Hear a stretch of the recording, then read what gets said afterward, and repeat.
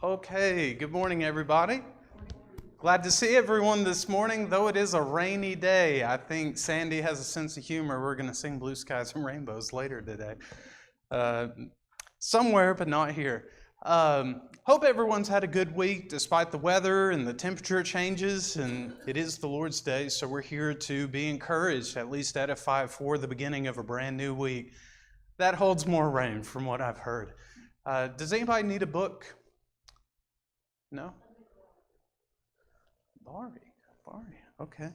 Okay, we're in lesson 3 this morning. Lesson number 3, we're going to be talking about Abraham and Sarah. Now, we're not going to be gossiping about them. They're dead. But we are going to be talking about them in our discussion this morning. Before we begin, we'll begin with a word of prayer. I think, Lum, you've got opening prayer. Can you lead us in prayer? Father, we thank you for this opportunity once again to gather together, stay walking the word. We thank you, Father, once again that you set aside for us to come together and truly worship you. And pray, Father, that all the time we worship to be true to God. Thank you, Father, whether we pray or we thank you, Father, for the rain. Thank you, Father, for the day we get time. We appreciate you. Father, the opportunity to really to service, to be in service, and to further the word. Pray, Father, that through these studies that we can be alive and help our faith, help our journey in our faith. Pray, Father, that we can keep our souls safe through this by following your word and help following the truth, Father. We ask for that forgiveness. Give us those things and continue on to pray for us. Pray, Father, that you bless this day this morning and you bless this day. And also, Father, pray for those that are sick, those that are in the hospital, those that are recovering and have sicknesses, magnet sicknesses that they will recover from. Pray, Father, that you those that may not be you and those that may be traveling, keep them safe on their journeys. We pray these things, God, Father, and Son, and Holy Spirit. Amen. Thank you. Okay, as we look at the life of Abraham and Sarah, there's a couple of things that we do need to discuss through our conversations this morning. But normally, if we look at passages like 1 Peter chapter 3, beginning at about verse number 10, if you want to open your Bible over there, 1 Peter chapter 3, Sarah is illustrated, or at least highlighted, as a wife who is to be praised, especially in light of the grace in which a husband and wife are to share within their lifetime. I want you to notice in 1 Peter 3, I said verse 10. Let's begin in verse just 1.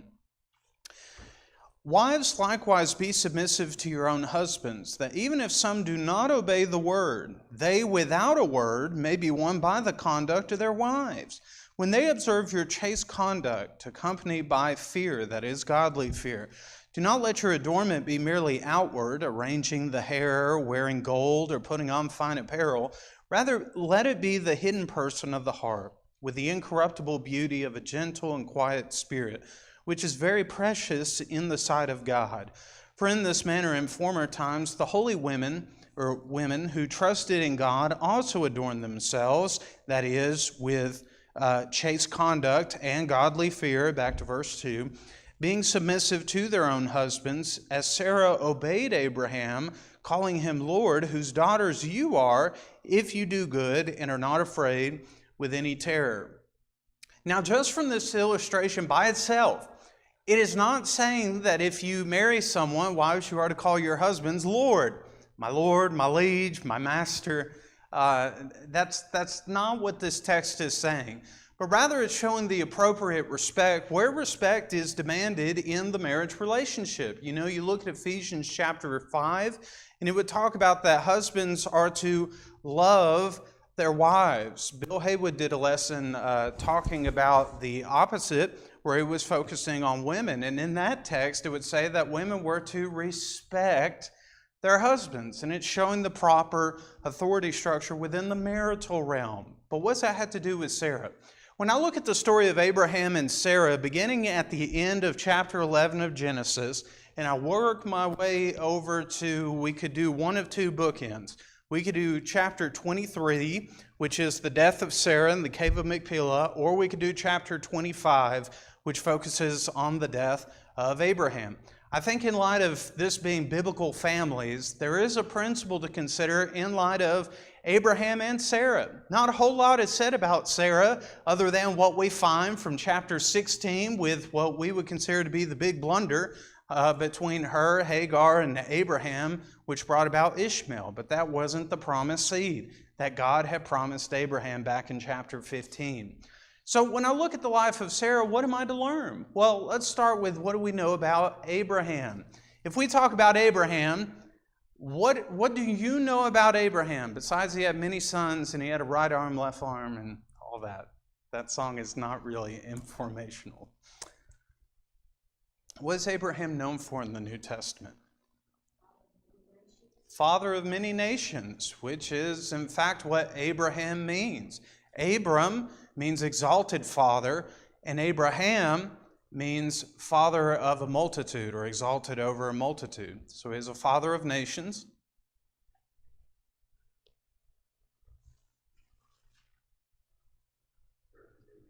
Circumcision, chapter 17. We do read about circumcision throughout the Old Testament and New Testament, but that was to be the initial covenant sign between God and his people. You ever wonder why whenever God told Moses in Exodus 3 and 4, I want you to go and free my people. And then he begins that journey. And then it would say, and then the Lord got angry at Moses. And it doesn't really tell us what, but it shows us by example after his two sons, well, really he only had one son at that time. When Gershom, his firstborn son, was circumcised, Zipporah is the one who had to do it, and then she said the British slang, thou art a bloody husband. It seems like Moses didn't explain to her what the covenant sign of circumcision was. But circumcision through Genesis 17 was a reflection of a sanctified or a separated people from the rest of the world. In fact, it could be seen as, get this is legitimate from the Old Testament perspective. This was an outward sign which displayed there was grace given to this individual. So circumcision under the Old Testament was to show you were of God's people. So he received that covenant. He was also a father of many nations. What else is Abraham known for?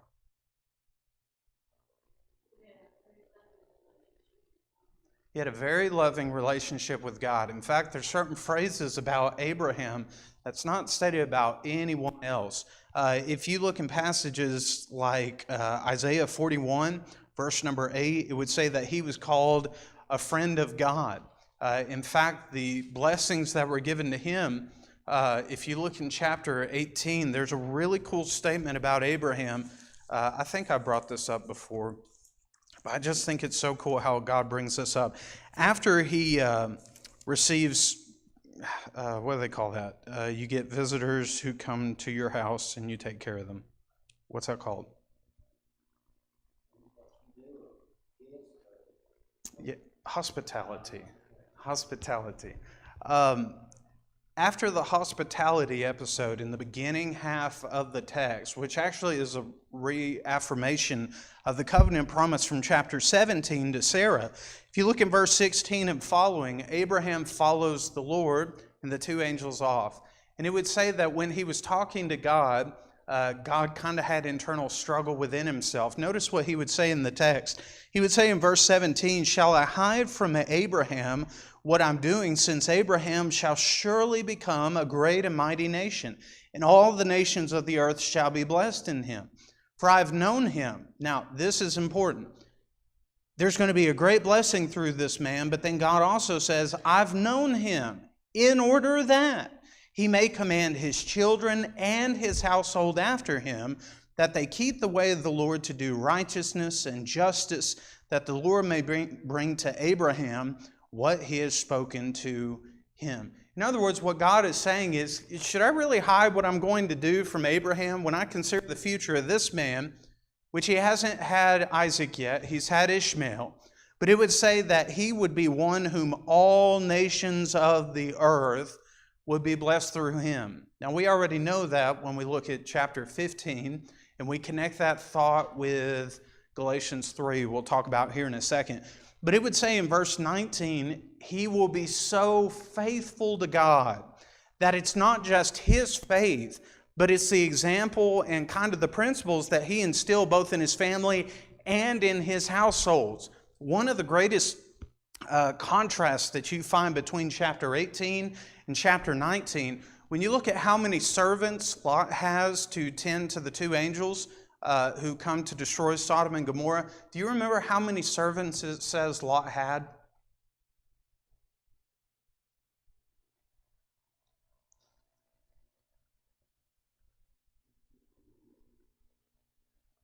Your answer is resounding because it reflects the text. It never says. It doesn't say that he had any servants. Now, what's interesting, you go back to chapter 13, and there were so many servants between Lot and Abraham that there was a discussion or a dissension between the two where they had to separate and go into different lands. That's why we find the beginning of Lot going into Sodom and Gomorrah, and then we find Abraham kind of dwelling in the land of the Philistines.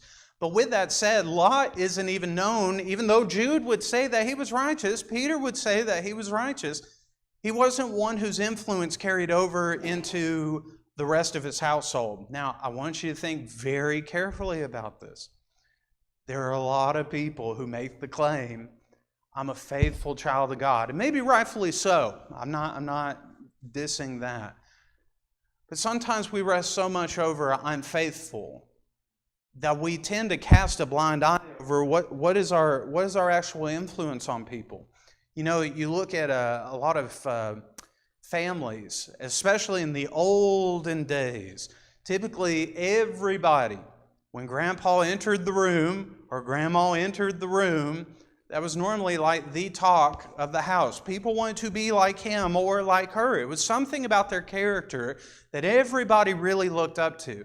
And what God is saying about the character of Abraham is his character is so influential, so God-fearing and godly, that not only it will affect the eternal outcome and the future outcome of his children and his children's children and the rest of his family, but it's going to affect the families of his servants. In fact, when you look in chapter 24, and you look, that's really the longest chapter in the life of Abraham. A third of that chapter is just the servant kind of restating everything that's already happened. But that's the chapter when when Abraham would take his oldest servant, and he would make that pact. In the Old Testament, making a pact with your master, you would put your hand on their thigh. That was a representation for where the fruit of the loins, so to speak, where the fruitful promises would originate from. And he would make that promise to go find a wife for Isaac, and he does. He finds Rebekah. But in that process, if you look at the words of the servant, he always refers to Abraham as my master. He always refers to the Lord as the Lord or the God of my master, who is my God as well. And even in light of his prayer, when he's standing there next to the well, and he's doing what a lot of people do when they first go into the grocery store. Don't let me be in here longer than I need to. And then you go out and you buy stuff. Well, this guy is praying, Lord, let there be a woman with a specific action that she's going to do and a specific phrase that she's going to say. And in that text, it would say, even before he finished that prayer, that here comes Rebekah. And she says exactly what he prayed to God for. She does exactly what he had asked God for this woman to do. And that was a sign to him, this is definitely the woman whom God has sent for my master Abraham's son Isaac. So when you look at the act of providence and you look at the reverence of the servants of Abraham, they had such a fear of the Lord that they were willing to worship him and even more than likely continue to worship him. As we would see through the children of Abraham as well. So when I look at the faith of Abraham, he had a sphere of influence. that was just unlike any other. He was a friend of God, and he's an example of faith. Now, if you have a man like that, what do you think the appropriate counterpart or the helper meet for Abraham, what her character might be as well?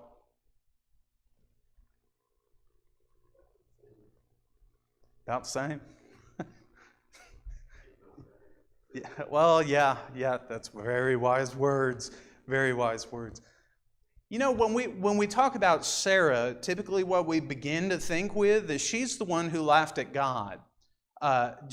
You'll see this forever from now on. Did you know that the only two-letter difference between Abram and Abraham is H-A? Ha! And it's funny because at the end of chapter 17, I want you to notice something. When the covenant promise is given to Abraham through circumcision, but it makes mention of who the promised child is going to be. I want you to notice what Abraham does, and then I want us to look at chapter 18 to see what Sarah does, and then we're going to look at a text that's going to emphasize it's not that Sarah's doubting. Something else takes place in the text, but normally we give Sarah a bad rap because she didn't believe in what God had said. And maybe in chapter 16 that might be the case, but that's not what we find from chapter 18. Notice in chapter 17, beginning in verse number 15. Genesis 17, verse 15. God said to Abraham, "As for Sarah your wife, you shall not call her name Sarai, which is princess, but Sarah shall be her name. And I will bless her, and also she will give you a son by her, and I will bless her, and she shall be a mother of nations, kings of peoples shall be from her." Now, if we look at an age difference, I believe it's in chapter 21, where it talks about the ages when Isaac is born and then Sarah, her age. There's a 10-year difference between Sarah and Abraham. So if Abraham was 100 when he had Isaac, then that would imply Sarah was how old?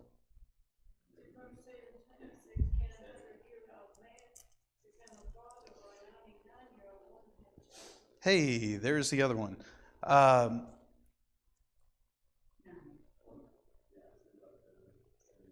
Okay, so 17 is the other place as well. It does make mention of their ages in chapter 21. So that's the same thing.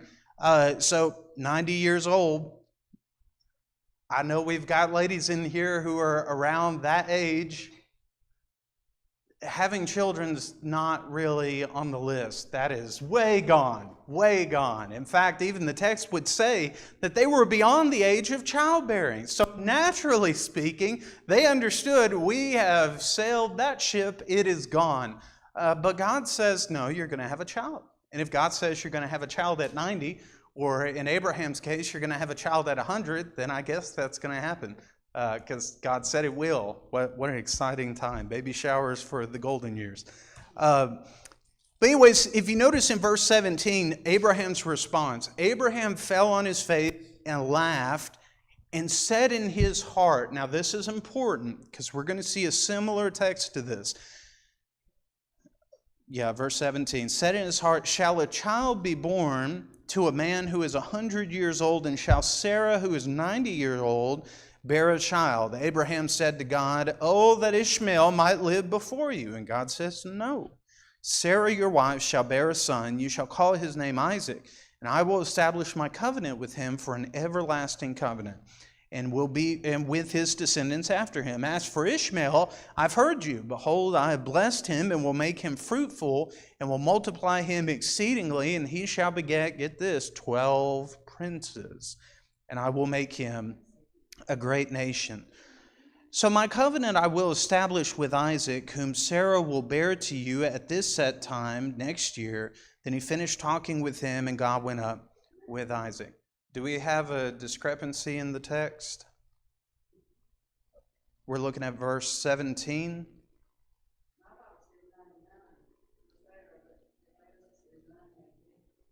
What translation do you have?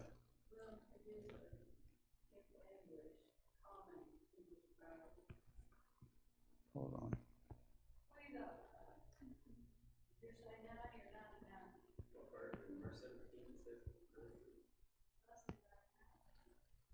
So,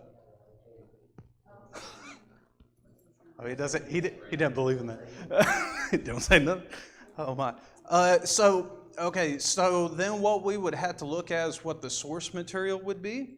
So just because it would say 99, that could be one of three things. So there are two different main Old Testament texts that are used for the Old Testaments that we use in our Bibles. There is a third one that includes some of the Dead Sea Scrolls or the Qumran Community Scrolls, in which there are some discrepancies in the ages. Typically, what we find in our Bibles is based off the majority of the different different texts that we have, the Old Testament scrolls. 90 would be the case. 99 would be an alternative rendering, but that's not the majority. However, that does cause a problem when we go into later texts, and it still has a 10-year gap, not a 1-year gap. So I think that's more of a textual thing from the translation they pulled from, but that's good to bring that up. Feel free to talk about those things when you see those things in your text, because that leads to a good conversation. That's something we need to help our younger kids to understand as well, to know how to work through those discrepancies. So when I see the idea of laughing, I look down in chapter 18 and I see where God is telling Abraham, but Sarah's there at the tent. Now, I need to try to paint this scene. So the Lord and two angels have come from traveling from afar, and Abraham's going to take care of them. We've had a lesson on this. It's been a while back, though. But all the descriptions of how Abraham treats God in this text: he runs fast. He prepares like 3 cakes. Well, he asks Sarah to prepare 3 cakes, and she does. He runs to the field. He kills a calf. He gets it, however you do that with getting meat off the cows, and he takes it to the boy servant who is the butcher. He gets it prepared. He gets all the butter churned for the meal. He gets milk for them. He gives them twice as much as he actually tells them he's going to give them. But the indication from the text is he was doing this really quickly. Unannounced guest, but wanting to be a good host and showing proper hospitality towards God. And it seems like Abraham knew that it was God based off of how he was responding to everything. Notice Sarah's response after she's prepared all this. They've had the meal. They've spent time together. And it would say in verse number 9, "Then they said to Abraham, 'Where is Sarah, your wife?' And he said, 'She's here in this tent.' And he said, 'I'll certainly return to you according to the time of life, and behold, Sarah, your wife, shall have a son.' Now Sarah was listening in the tent door, which was behind him." Ladies, at what point or what would need to go on in your life that would cause you to be out of the way but near an opening so you can listen to a conversation? That's what Sarah's doing here. She's not just sitting there like, oh. That's not what she's doing. She has a reason for doing this. Now, she's going to be called out for this, and this is where the discrepancy on Sarah's character comes into play. She's standing there at the door desiring to know what's going to happen. And she just heard verse number 10. She just heard the fact that God's going to return to Abraham, but also he heard her name, or she heard her name from him twice, in which, "Where is Sarah, your wife?" "Well, I'm right here. I'm right here. What do you want? What do you want?" And then he makes the statement at the end of verse 10, "Sarah, your wife, shall have a son." Now, here's where we see her response to what Abraham was originally told in chapter 17. Because there's time that's passed between 17 and 18, I don't know if Abraham told Sarah, but it seems like, based off his response and her response, that they did have conversations over this. Notice verse 11. "Abraham and Sarah were old, almost well advanced in age." I know some of us don't like to hear that, but that is unfortunately just how age works. "And Sarah had passed the age of childbearing. Therefore Sarah laughed within herself, saying, 'After I have grown old, shall I have pleasure, my Lord being old also.'" Notice back, chapter 17 and verse number 17. Abraham, when he fell on his face, laughed and said in his heart. Sarah's doing the same thing that Abraham did. Now, is that a laugh of disbelief, or is it something else? There are a couple different words in the Hebrew that are translated as the word laugh.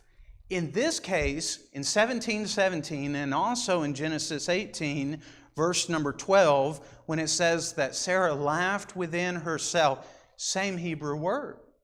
This word is associated with a laughter of long desire for something to happen.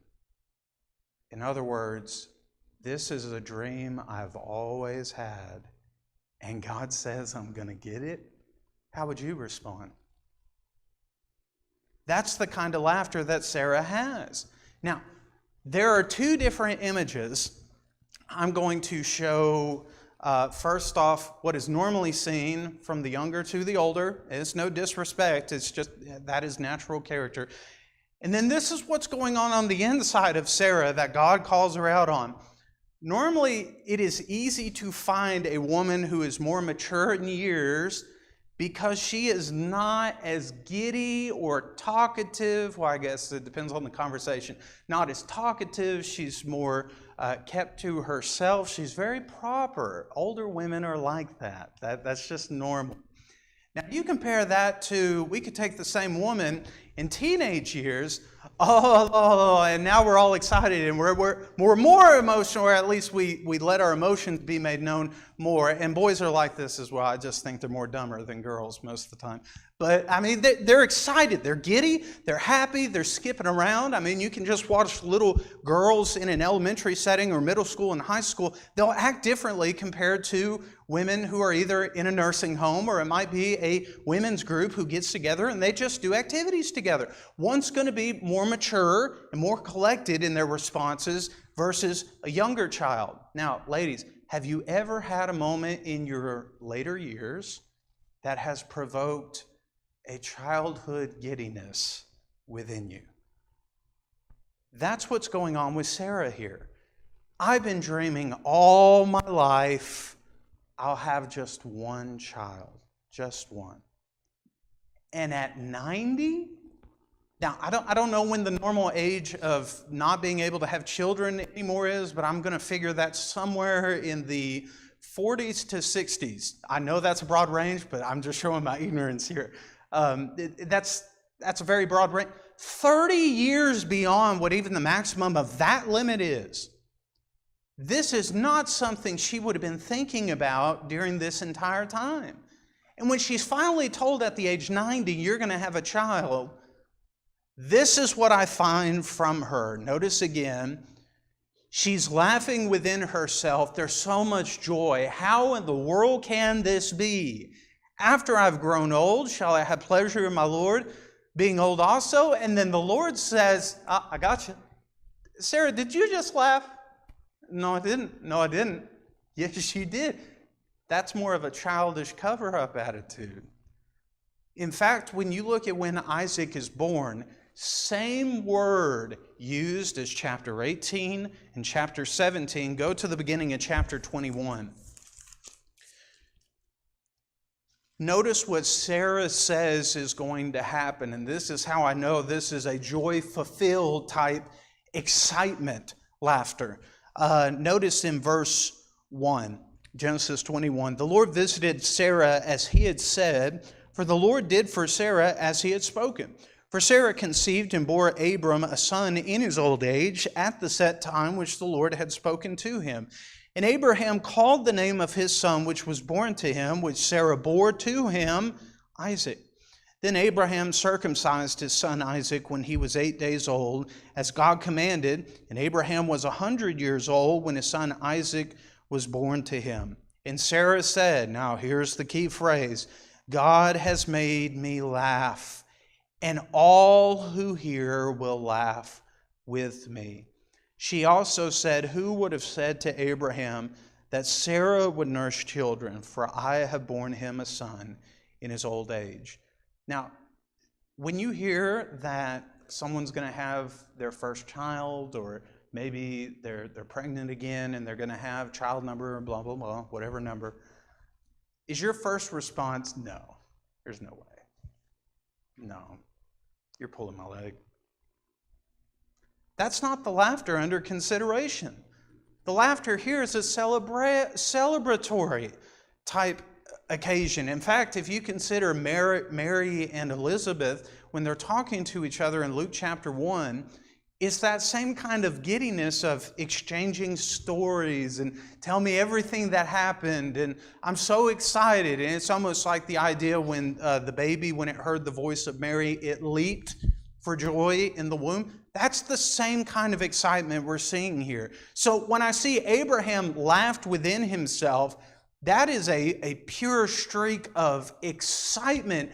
And there's absolutely no way, not doubt, involved with that. Same thing with Sarah. Now, the reason I say that, along with chapter 21, I want you to look at Hebrews chapter 11, and this seals the deal. That's exactly what Sarah's doing when she laughed within herself in disbelief, but it was just in amazement of, this is incredible. I finally get to have a child. Hebrews chapter 11... And let's look at verse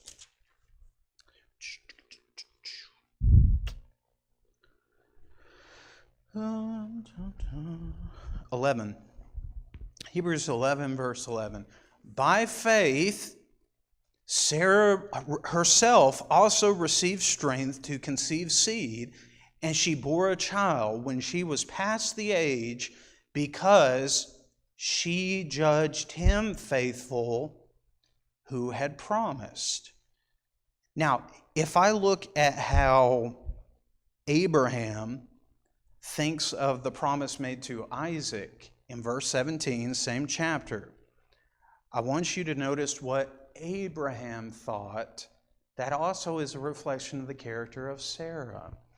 It would say, by faith, Abraham, when he was tested, offered up Isaac, and he who had received the promises offered up his only begotten son, of whom it is said, in Isaac your seed shall be called, concluding that God was able to raise him up even from the dead, from which he had also received him in a figurative sense. Contemplate verse 19 for a second. Are there any examples of resurrection before Genesis 22?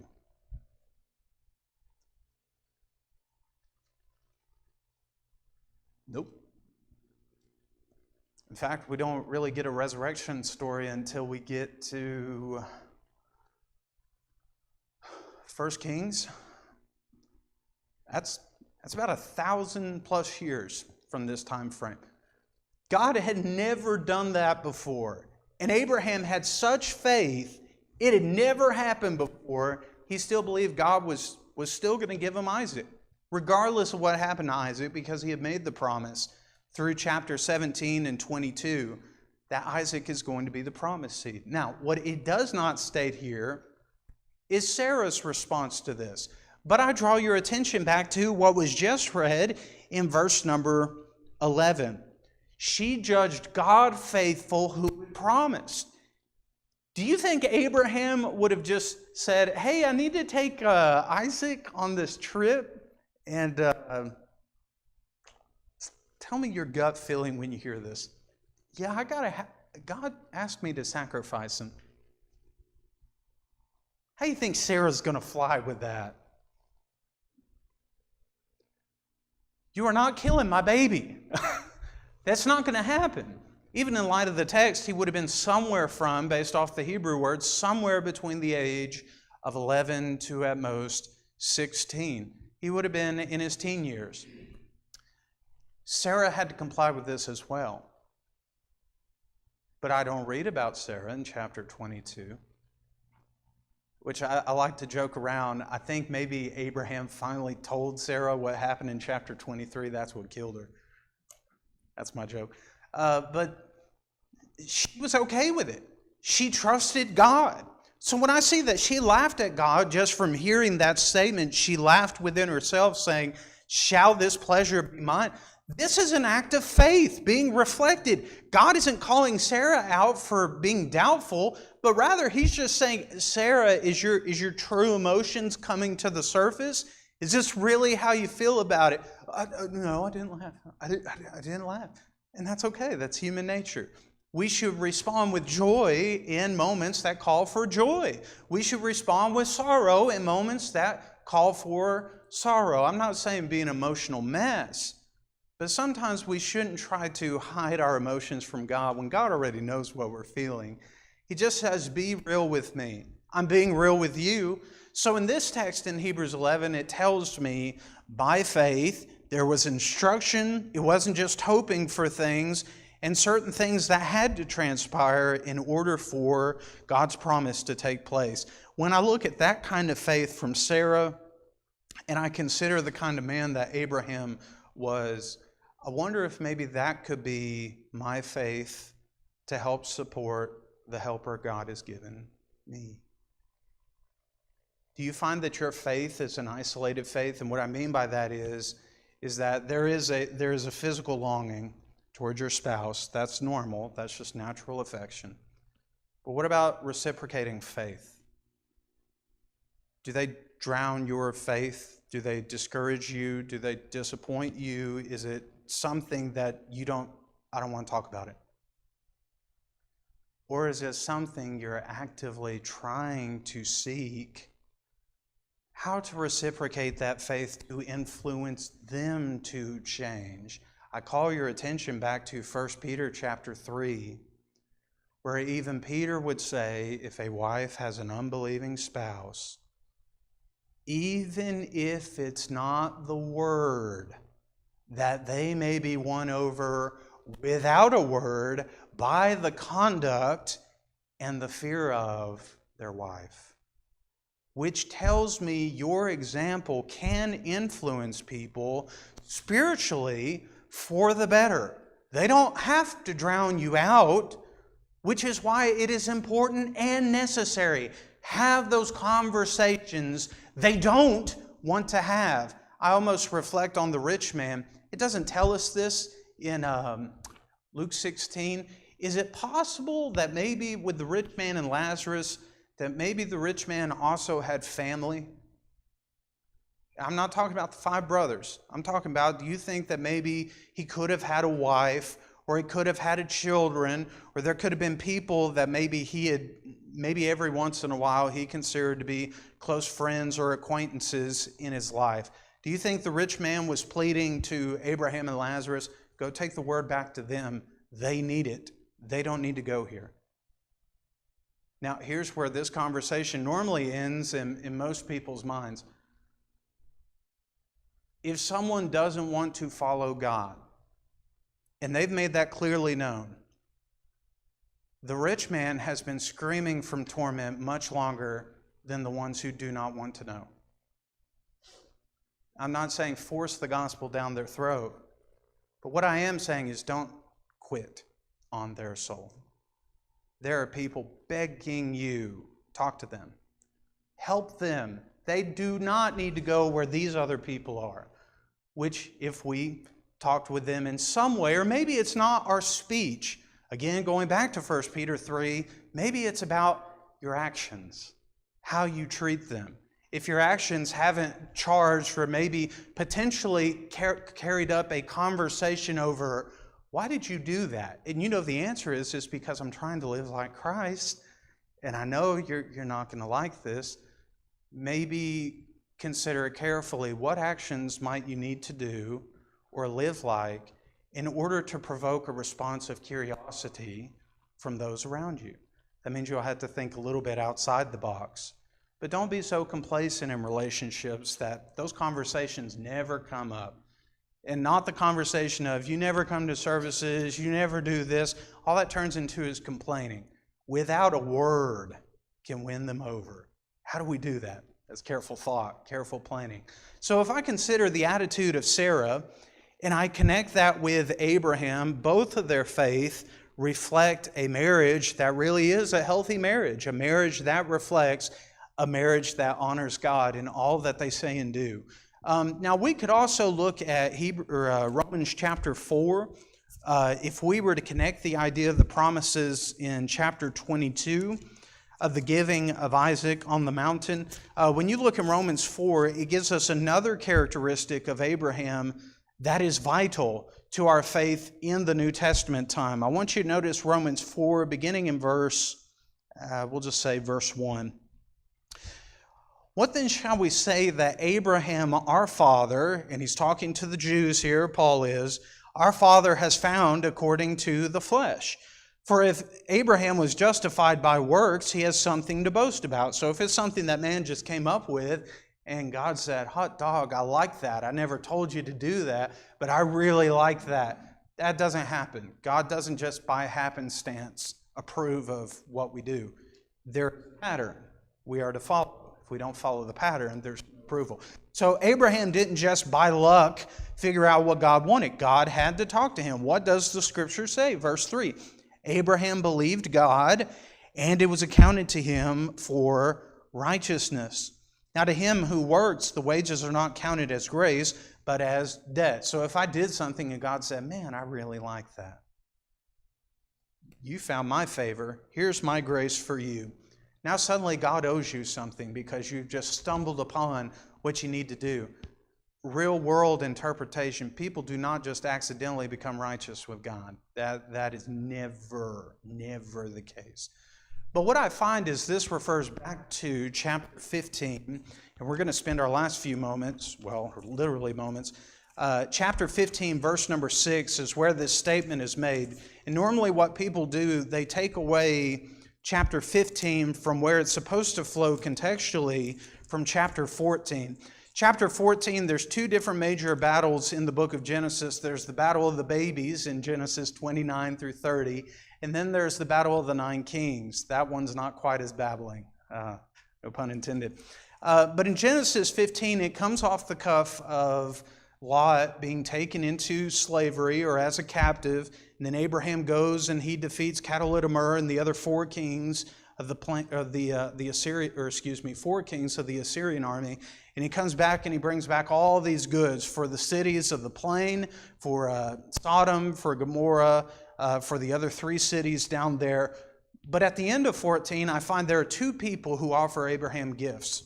There is Melchizedek, who we read about in Hebrews chapter 7, and there's also the king of Sodom, who offers gifts to Abraham. Now, this is important for me to understand the implication of Genesis 15, how huge this is.